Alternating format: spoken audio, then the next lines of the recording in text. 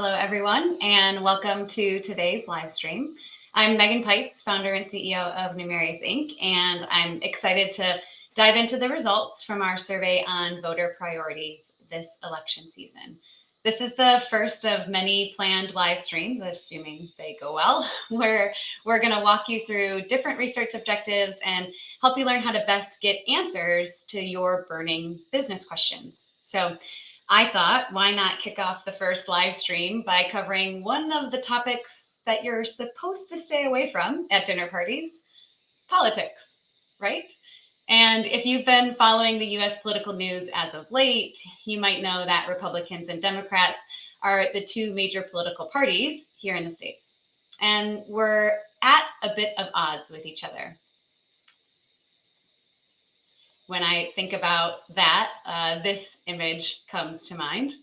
And most recently, there's data from the Pew Research Center that has been tracking the differences between the two major parties over time, and come to find out that 62% of Republicans have a very unfavorable view of Democrats, and 54% of Democrats have a very unfavorable view of Republicans. Yikes. And so when it comes to thinking about the campaign promises a political candidate might make during election season, if we used traditional ways of researching consumer preferences or people's preferences around those campaign promises, I think we would probably find ourselves in the same polarizing situation, right? Where Republicans are going to strongly agree with any Republican policy, and Democrats are going to strongly agree with any Democratic-looking policy. For example, a campaign promise such as ensuring a woman's reproductive right to choose is likely to be strongly agreed upon by any Democrat, versus a policy such as reducing illegal immigration is likely to be strongly agreed upon by any Republican voter. And when I talk about traditional surveys and trying to tease apart which promises folks might be aligned with, I mean something like a rating scale. This is where the survey taker is going to see a list of priorities and essentially rate them. So an example would be something like this.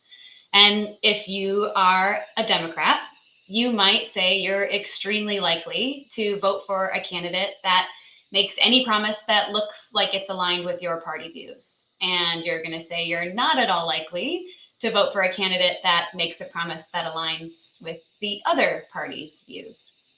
And this makes the job of a campaign manager very difficult, right? Because of how they're supposed to advise the presidential candidate on what is actually important to their voter cohort would be really hard to do, right? Because if you're talking to Democrats and they rate all the Democratic policies as extremely likely to vote for, then what should you say in the few minutes that you have to really rally up your party voters, right? So you probably want to give your political candidate a short list of 3 or 4 of the main issues that you need to address, or that they need to address in their when they're at their rallies, when they're talking about television campaigns, etc., so that your voters get to the polls and select your name on the ballot, right? You're aligning with what your voters want from you. So what we do at Numerius when we have a long list of priorities and we want to know what truly matters to voters is we use a technique called MaxDiff. So we go out to a census representative sample of US voters age 18 and over. And we did this in real life just last week in partnership with our panel provider, Pure Spectrum. Shout out to any of the Pure Spectrum folks on the stream. And we survey them. And what we do is we help set the context of what it is that we want them to do. So in our survey, for example, we asked them to say, the presidential election is going to take place in less than a month, and we're curious to know which key policies and positions are most important to voters like you. Over a series of questions, we will show you 4 different campaign promises a presidential candidate could make, And we want to know which promise makes you most likely to vote for them for president and which promise makes you least likely to vote for them for president. And we ask them to take their time and read each screen carefully, as the campaign promises are all going to be unique. And so then we show them a screen that looks like this, where you have 4 different presidential promises, and you are asked to choose which one you would be most likely to vote for if a candidate promised to do that during their tenure as president, and which one you would be least likely to vote for if that candidate were to promise it during the 2024 presidential election. And we do this over and over and over again. Not too many times where people get bored, but we do it enough times so that we can generate enough data around your preferences so that we can build a model to predict which of these political campaign promises is actually most important to you as a voter. Okay, so if you're curious, you can actually take the survey for yourself at the QR code here. So if you want to, just take your phone, take an image of the QR code. I will also pop a tiny URL in the chat if I know how to do that, but I don't because this is my first time on Restream. So just take a picture of the QR code. Speaking of QR codes, once this is done, we'll also have a banner up at the top of the screen that you'll be able to download the presentation deck that we're going through today. So feel free to check that out as well when you see the next QR code. But this one here is going to take you to the survey itself if you'd like to experience it. All right, so some of you might now be engaged with the survey and actually taking it. But for those of you who are waiting and just want to listen to the live stream, let's actually take a look at the campaign promises that we tested in our survey. So I leveraged ChatGPT to help me take the 30 priorities that we have and bubble them up into 7 key themes. So you can see those 7 themes here: economy and jobs, healthcare and well-being, social issues and equality, immigration and public safety, education and workforce development, environment and energy, and government and foreign relations. So let's just quickly double click into those themes so you can see what we actually tested.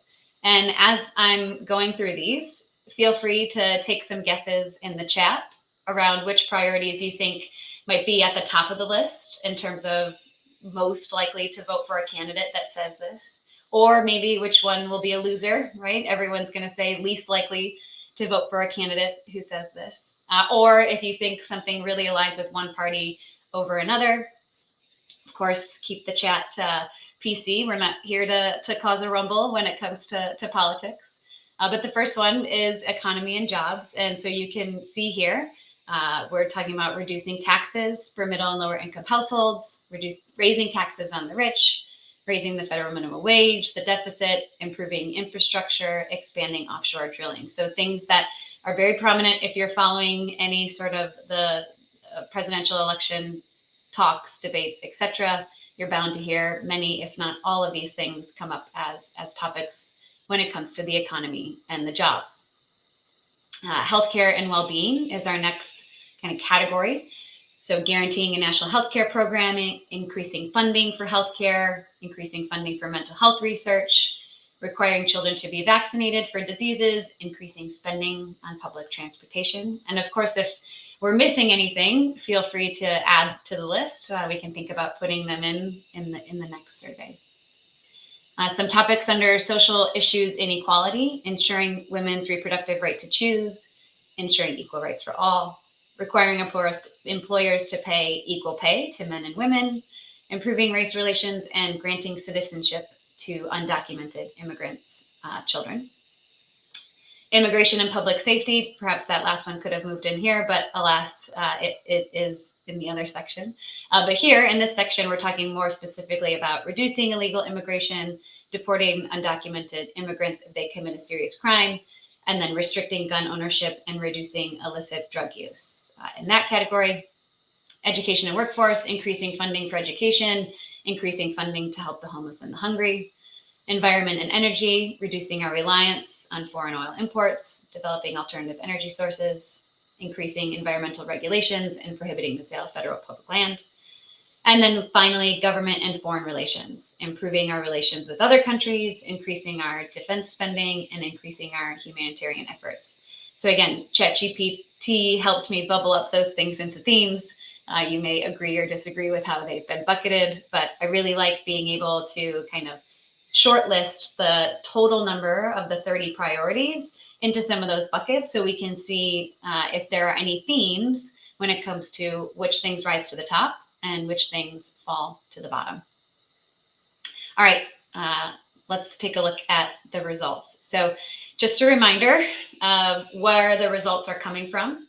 We talked to 500 nationally representative 18 plus US voters, thanks to the help of Pure Spectrum, and we fielded this survey just last week. So everything you see here is live, hot off the press, working up to the last minute before the live stream. So some quick stats on our survey takers, split evenly on gender.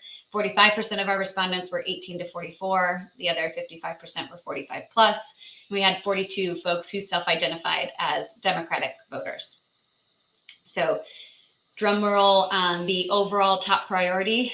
If you have any guesses, feel free to put them in the chat. But the number one overall priority across all 500, when we average it all together, is to reduce taxes for middle and lower income households, which likely makes sense because we can probably all agree that regardless of our political party preferences, this is probably something that helps the majority of us. After that, we have the next set of three that were bubbling to the top, which include ensuring women's reproductive right to choose, guaranteeing a national health care and elder care program, and ensuring equal rights for all, regardless of race, ethnicity, religious beliefs, or sexual orientation. Okay, so those are going to be the top priorities. You can take a look at the full stack rank here. So with things like reducing foreign trade and increasing spend on public transit kind of coming in last, and you've got all 30 stack ranked on top of the other. We've also got kind of the icons there, if you can see any themes at play. Now, what's really great about MaxDiff is that this data is ratio scaled. So I can say that an item with a score of a 6 is 2 times more likely to get someone to vote for you than an item with a score of a 3. And that's going to be really powerful, right? If I'm a campaign manager, I can say, let's put all our eggs in that one basket because this is something that's really important to all voters, right? So if we are in the political campaign race at the current moment, we probably want to be talking about reducing taxes on middle and lower income households, regardless of which affiliate party we are with. Okay. We can kind of see some tiers here as well, right? So that first one, by far and away, everybody seems to agree that that is the thing that's going to get them most likely to vote for a political candidate. And then you have your next rank 2, 3, and 4. And you kind of have another bucket of items in there, all kind of ranging across, but a lot of the economy and jobs themes bubbling up to the top, and then things falling down. But of course, this is good, right? But I imagine that it's probably more interesting if we want to look at it by political party, given how I started this whole live stream about how our two parties are basically at heads with each other. So I insert everybody's or every product manager I've ever met's favorite type of slide, the 2x2, right? So here we're looking at Republicans along the x-axis. That's the horizontal one. And you've got strength of the political campaign promise going from low to high. So anything that's far on the right-hand side is going to have a high Republican priority. Anything on the left-hand side is lower Republican priority. And then along the y-axis, or the vertical axes, you've got the Democratic Party scores. And you've got from low to high there. So anything closer in the top is going to be a high priority for Democratic voters. Anything on the bottom is going to be a low priority for Democratic voters. And so we're just using The icons and themes here, we'll double click in the next couple of slides on what exactly these campaign promises are. But really exciting that there are 3 priorities that Republicans and Democrats can actually agree on and want prioritized based on whomever is elected. So let's take a look at what those 3 items are. Coincidentally, they just happen to be the things that were in that top 4. Okay, so item number 18, which is going to be highest for both Republicans and Democrats, is reducing taxes. So it makes sense, right? Given that our overall average was the highest, and it really set itself apart from the other priorities. And then we've got increasing funding for healthcare for low-income individuals and guaranteeing a national healthcare and elder care program. So great. We can agree on 3 things out of the list of 30.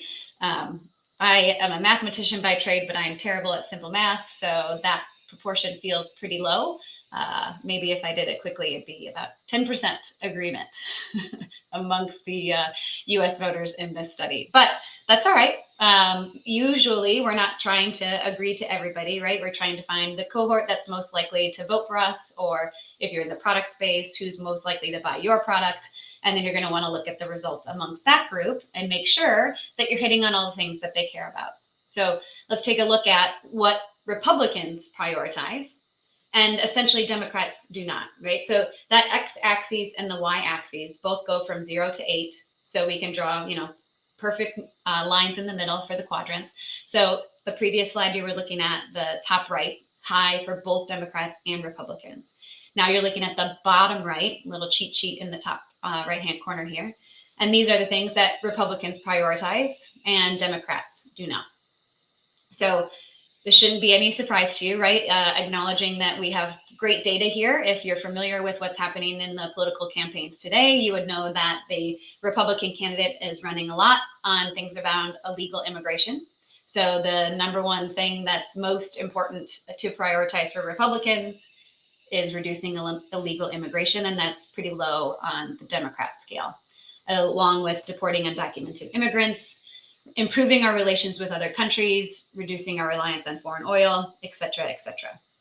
So again, none of these should come as surprises, but if you can't talk about everything, you really want to figure out what do you need to prioritize to make sure you're aligned with your closest voter cohort. All right, let's take a look at what Democrats prioritize and Republicans do not. So this is going to be that upper left-hand quadrant. Okay, and we actually have quite a few things in the middle here. So just beating over the curve for high for Democrat and just a little bit lower on the scale for low for Republican. So perhaps there's something in this, kind of cluster on the bottom there where maybe our moderate candidates are going to want to hear about these things because it's not really leaning one way or the other, or those independent folks. Okay. But we have the 2 highest Democratic priorities being ensuring women's reproductive right to choose and ensuring equal rights for all. Again, shouldn't be a surprise, just a testament to great data. But then after that, what are the things that a Democratic Party candidate should say in order to get folks to vote for them? And you have number 19, which is the 3rd highest in this quadrant, being raising taxes on the rich, followed by raising the federal minimum wage, and so on and so forth. Okay. So really interesting stuff here. And again, we tested 30 priorities, right? And when we're forcing people to choose, that means that not everything can be important or a priority. So we're going to have some air quotes losers, right? But that's good because we can't do everything. We can't say everything in every campaign, or it would just be like word vomit and nobody would probably know what exactly it was that we stood for. So that gets us to this last quadrant, which is mostly the things that are deprioritized by both parties. Not saying that these are not good political campaign promises to make, but rather that if you have to choose, if you could only hit on like the top 3 things or the top 5 things, you can probably throw this list of items out and not worry about addressing them, at least not in any of the major things. Of course, you'll probably want to talk about them, but again, just less prioritized in the grand scheme of things. So over at the very lowest of Democratic and Republican parties, we have items 2 and 23 being reducing foreign trade and increasing spending on public transportation. And then you can see some of the others that are down here and deprioritized as well. So curious to know what you think. Does this align with your own concerns, depending on which party you affiliate with, or do you have a different perspective? But I also want to talk about the independents, right? Because if you're a campaign manager, you probably know that you have a high likelihood of getting Republicans to vote for you if you're a Republican candidate, and vice versa. You probably have a high likelihood of getting Democrats to vote for you if you're the Democratic candidate. And what we really want to do is figure out how can we move those people that are in the middle into our camp. And so if I were a political party manager, this is probably the group of people that I would focus on and make sure that I'm saying something that's going to draw them into my campaign. So the black and white in the back is the data that you've already seen. That's the total, right? We had reducing taxes for middle and lower income households as number one at a score of 6.4, and then followed by the next three. So this is in the same stack rank as the total sample. And next to that is the rank for the independent group.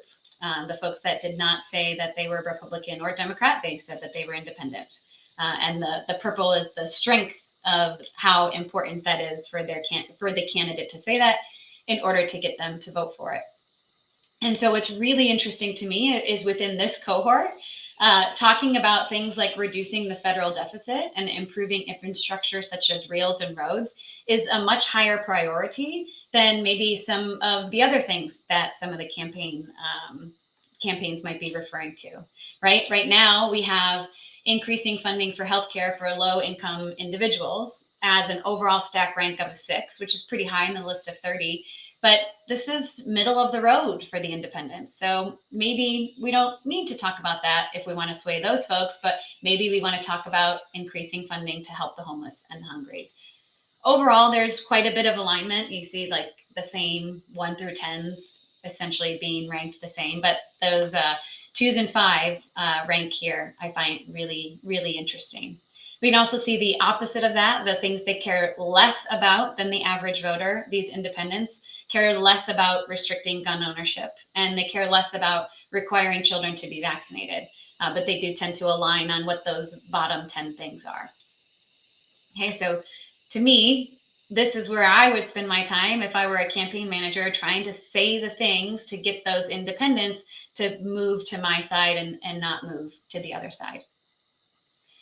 But let's take a quick look to how this compares to where we were at in 2018. So I actually initially did this research in 2018 for the APOR conference, if you're familiar with that. And so the green dots are where the MaxDiff scores were in 2018. And if you remember, this is post the Clinton-Trump election.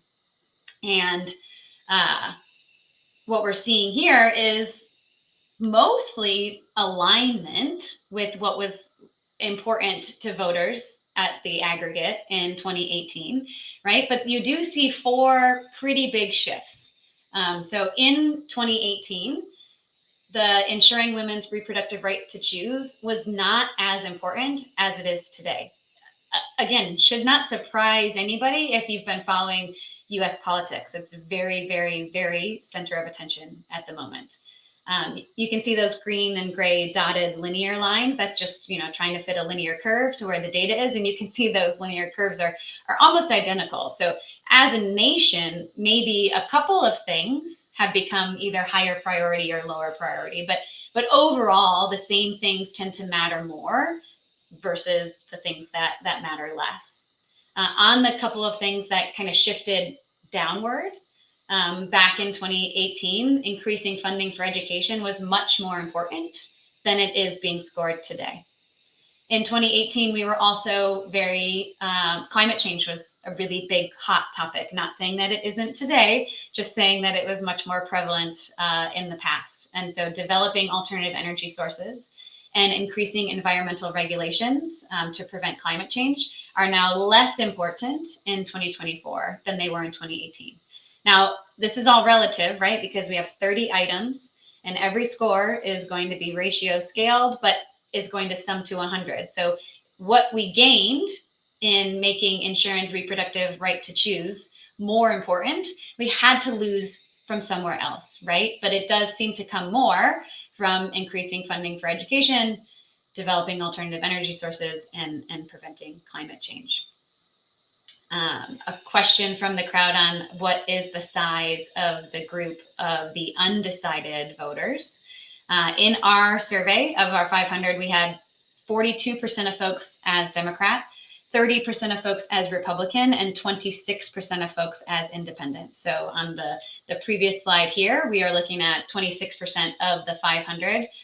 And I'm bad at simple math, so I'm sure there's an easy way to take 25% of 500 and give you a rough estimate, but it's hard to do on the fly in a live stream, and I don't want to get it super wrong. So we're talking about 26% of 500 people. Thanks for the question and the validation, and also very willing to share data tables and all the things if folks are curious and want to dive in themselves. But we also had 500 completes from the 218 study. Distributions were a little different from a political party perspective, but in both cases, the data was reflective of census distributions of age, gender, income, etc. So we're thinking that there's a little bit of a shift in party affiliation, given the fact that we are weeks out from the actual election, versus in 2018 we were at a midterm year, and so we were more distributed equally between the three political parties. All right, so again, super interesting, I think, to see the shifts from 2018 to 2024. All passes the sniff test, so it's not like we're coming out here and saying something super different, but really just trying to show differences when it comes to what people are prioritizing year over year, and potentially get you thinking about how you can use this methodology anytime you have a list of items that you want to prioritize. But before I get there, I did just want to flash up, in 2018 we did a cluster analysis on the data. We also have done a cluster analysis on the data for 2024, but since the survey was just completed on the 17th or the 11th, and it's only been 7 days, my team and I haven't had a full chance to digest what is in those clusters, but we will definitely be updating this slide here. But this is data from the 2018 survey. And what's really amazing is that you can take that trade-off exercise, that MaxDiff experiment, and folks' responses and cluster on them and find unique groups of people in the data set that could potentially help you prioritize how you want to go after your market. So in these results, we see there's a 5-segment solution. So across the 500 voters from 2018, we found 5 different segments. And you can see some demographics at the top, and then their MaxDiff kind of rankings of some of the top items, the most differentiating items at the bottom. And what we see here is segments 3, 5, and 4 tend to reflect the kind of generalized view of what we would think about Republicans, Democrats, and independents to date, respectively, right? With segment 3 being more Republican, segment 5 being more Democrat, and segment 4 being more independent. However, segment 1 offers insights into a niche group of Democrats. They're highly over-indexed on being female, versus segment 2, who reflects a younger group of mixed party and political beliefs. So if I were, again, a political consultant or a campaign manager, I would probably want to, focus on those 2 groups, assuming that, segments 3 and 5 have kind of already made their decision of probably who they're going to vote for, in alignment with the party that they affiliate with. But, segment 1, those folks might just vote Democrat because there's a very, very high proportion of them. Segment 2 probably has, a very good chance of them voting Republican. But that segment 4, that group of independents, right now is almost equally split, or well, back in 2018, amongst who they voted for in 2016. And so that 24% of the popular vote, right? Like if you as either a Democrat or a Republican could land that 24%, that would probably guarantee your presidency, right? Because the other 4 segments are basically equally split between being Democrat and Republicans. So I find that data incredibly interesting. You can also see along the bottom the differences based on their MaxDiff rankings or those statements, and you can see, you know, what that group 4 tends to care about. Seems to be, you know, mostly in alignment, but there are some differences, right?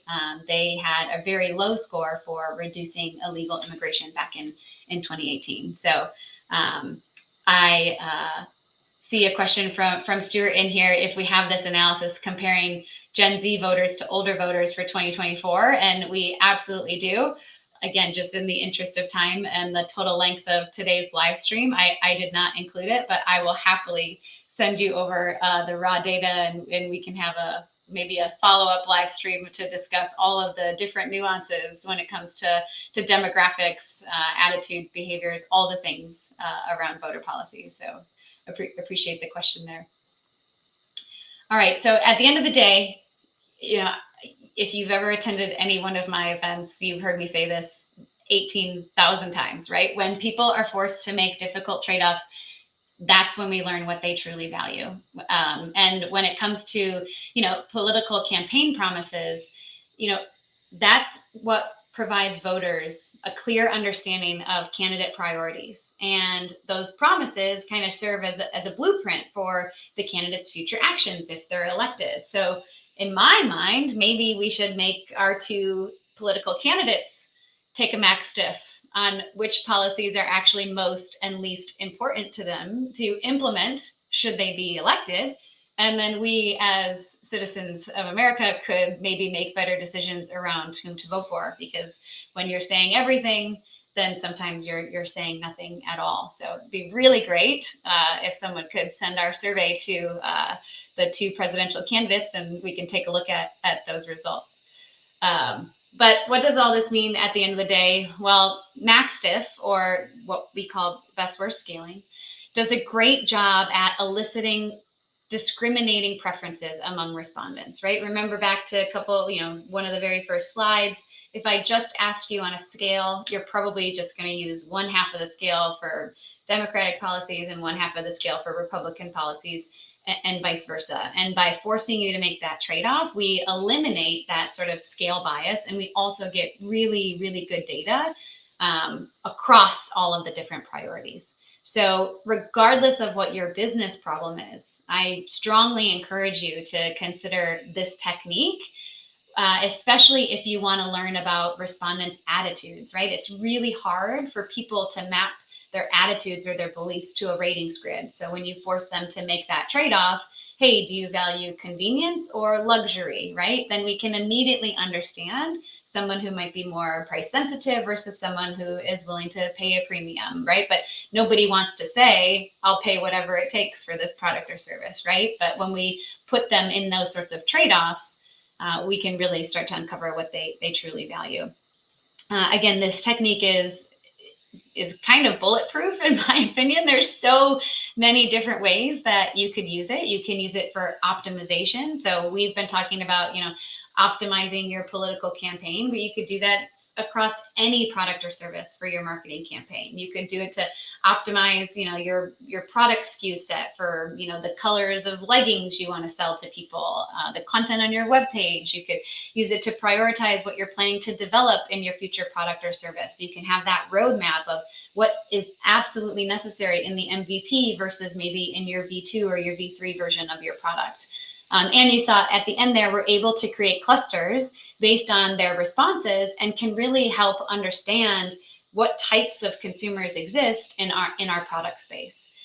One thing I didn't cover is you can also use the ability to kind of simulate people's behavior. So what would happen if candidate A said this promise and candidate B made this promise? What's the distribution of voters? What proportion would vote for this candidate versus vote for this candidate? And that can be super powerful as well, depending, again, on your business objective.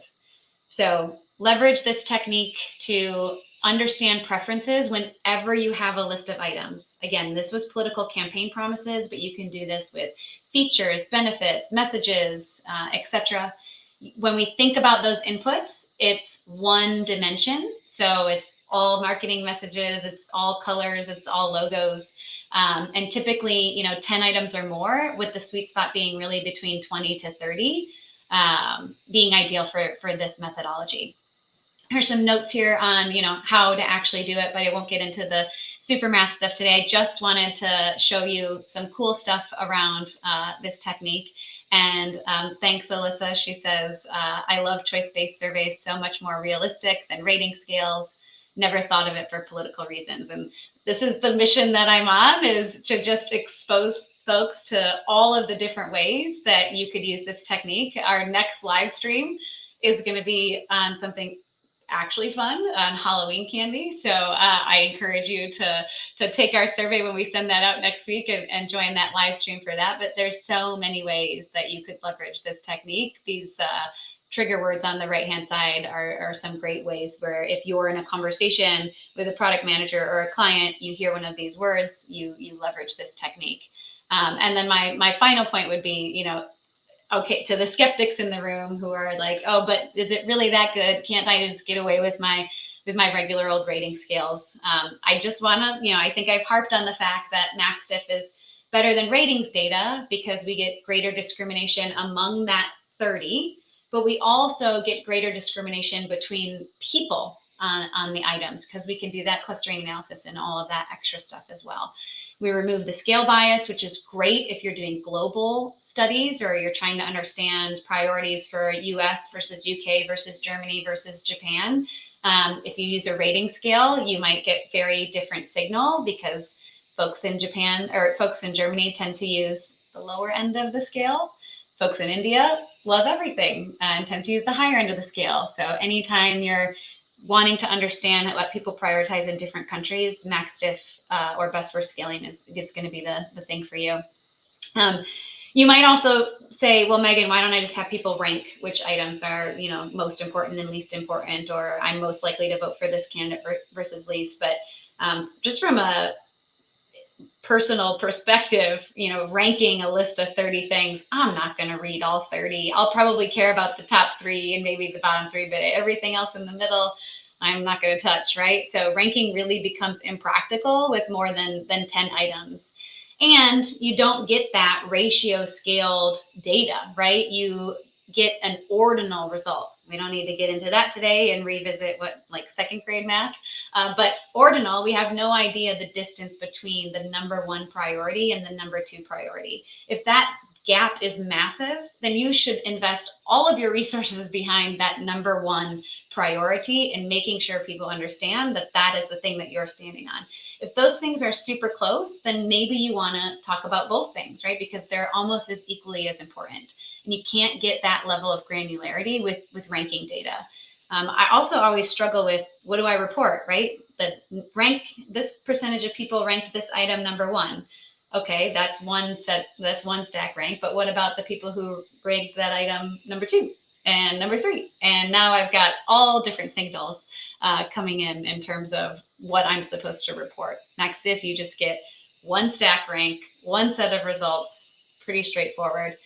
There's also a great article from Brian Orm on how good is best worst scaling on the Quirks repository. If you're a marketing researcher, you probably are familiar with the Quirks group. You can find that article at the link there. And I believe that is all the time. Well, that's all I prepared for today. So if you have any thoughts or questions, feel free to type them in the chat and we'll address them, or any requests for future live streams. We would be happy to tackle your business problem, or if you're just curious where your family should go on your next vacation, we can build a MaxDiff study for you, and you can try and test that out with your folks. Thanks everybody for joining. And again, if you're interested in the deck that we presented, that QR code up in the, well, it's my top left, but hard for me to tell if it's your left or my right, is going to take you to the deck that you can download and check out the results. Also happy to share data as well. Thanks everybody for joining. And yeah, next live stream will be on Halloween candy. So we will revisit that then. It looks like Alyssa will